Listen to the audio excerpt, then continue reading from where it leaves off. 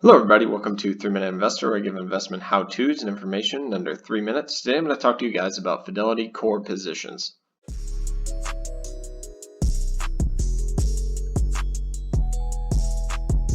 you're watching this and you've likely opened up a new Fidelity brokerage account and are being asked where you want your core position to be placed. A core position is simply where Fidelity puts your uninvested cash. Think of your core position as your wallet. When you want to make a purchase, you take money from your wallet to cover the cost.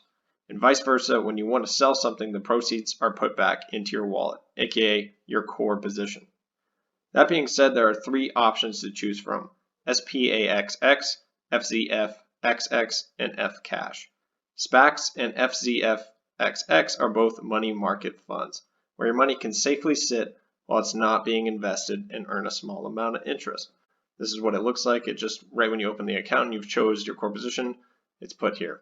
So these are both honestly very similar. I just chose Spaxx because it had slightly a bit of an advantage in terms of interest, but honestly they're pretty much the same.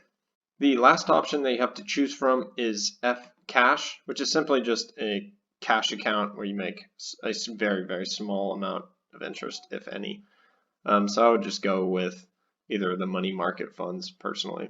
If you want to read up on this, I'll put a link for this page in the description, but honestly I wouldn't spend too much time reading into this as these options are pretty much all the same. Anyway, I hope you guys enjoyed this content. If you found this helpful, please like and subscribe. Have a good day, guys.